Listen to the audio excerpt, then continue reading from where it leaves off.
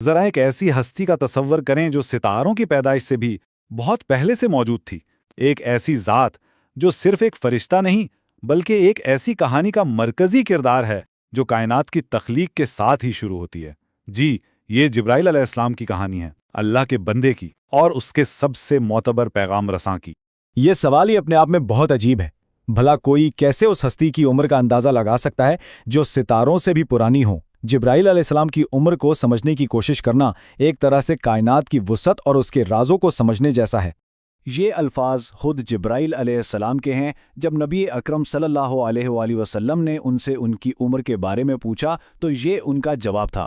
ذرا ایک لمحے کے لیے سوچئے، ایک ستارہ جو 70,000 سال میں صرف ایک بار نظر آتا ہے اور جبرائیل علیہ السلام نے اسے 72,000 مرتبہ طلوع ہوتے دیکھا ہے۔ یہ ایک ایسا حساب ہے جسے ہمارا ذہن شاید پوری طرح سمجھ بھی نہیں سکتا۔ تو اتنی ناقابل تصور عمر کے ساتھ آئیے کہانیوں کے بالکل شروع میں چلتے ہیں۔ آخر جبرائیل علیہ السلام ہیں کون؟ ان کی تخلیق کیسے ہوئی اور ان کی اصل شکل کیسی تھی؟ دیکھیے، ان کا نام ہی ان کی پوری حقیقت بتا دیتا ہے۔ عبداللہ یعنی اللہ کا بندہ، اور ان کے القاب جیسے روح الامین یعنی امانت دار روح اس بات کی گواہی دیتے ہیں کہ وہ خدا اور انسانوں کے درمیان سب سے بھروسے مند رابطہ تھے۔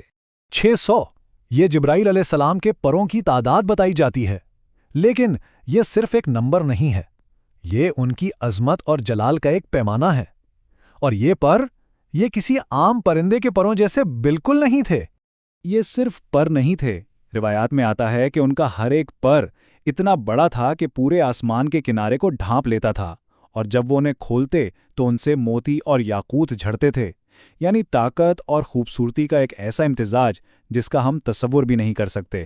ان کی جسامت کا اندازہ لگانا تقریباً ناممکن ہے، لیکن روایات ہمیں کچھ اشارے دیتی ہیں، جیسے کہ ان کے کان کی لو سے کندھے تک کا فاصلہ، ایک تیز ترین پرندے کو یہ فاصلہ طے کرنے میں 700 سال لگ جائیں گے، اور آسمانوں میں ان کا مقام اللہ کے دائیں جانب ہے، ایک ایسی جگہ جو 50,000 سال کی مسافت پر ہے۔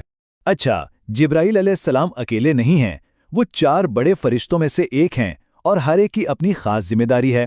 جیسے میکائیل علیہ السلام رزق اور بارش کے ذمہ دار ہیں، اسرافیل علیہ السلام قیامت کے دن سور پھونکیں گے، اور اسرائیل علیہ السلام روح قبض کرنے پر مامور ہیں۔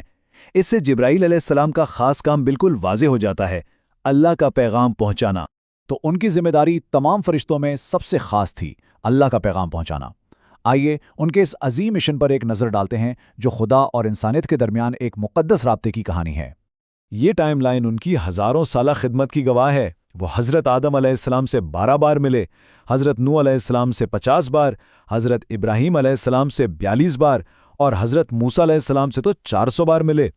ہر نبی کے ساتھ ان کا ایک گہرا تعلق تھا، لیکن حضرت محمد صلی اللہ علیہ وسلم کے ساتھ ان کا رشتہ بے مثال تھا، جہاں وہ ہزاروں مرتبہ وحی لے کر آئے۔ ان کے سب سے مشہور معجزات میں سے ایک زمزم کے کنویں کی تخلیق ہے۔ یاد کیجئے وہ منظر جب حضرت ہاجرہ اپنے بیٹے اسماعیل کے لیے پانی کی تلاش میں بے تابی سے دوڑ رہی تھی۔ تبھی جبرائیل علیہ السلام ظاہر ہوئے۔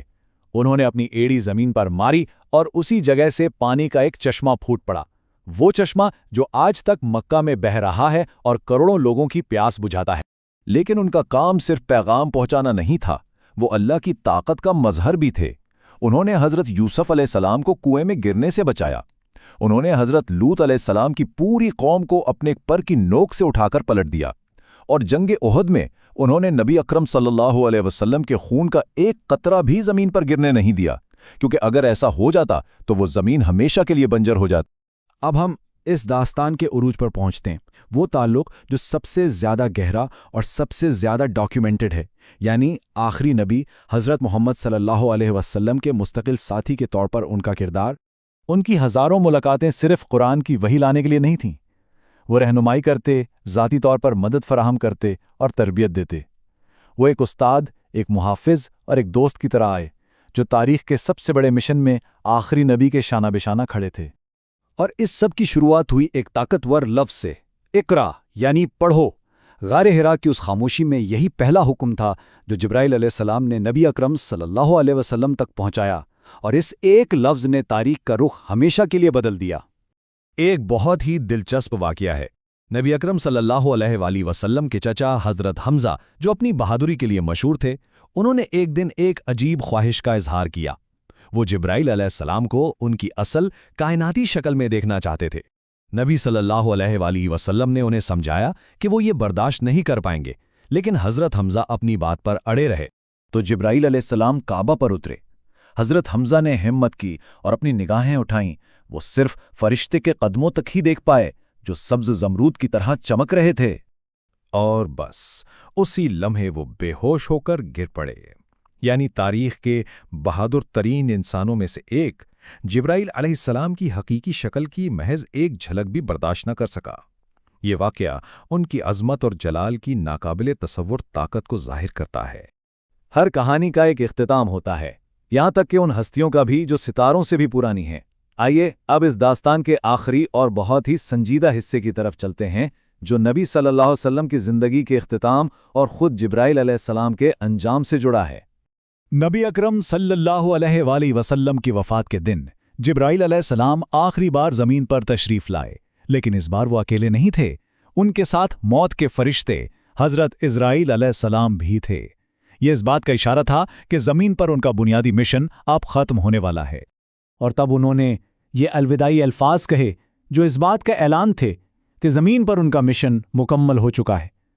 نبی صلی اللہ علیہ وآلہ وسلم کے ساتھ ہی وحی کا دروازہ بھی ہمیشہ کے لیے بند ہو گیا۔ اور قیامت کے دن جب ہر چیز اپنے اختتام کو پہنچے گی تو فرشتوں کو بھی موت آئے گی۔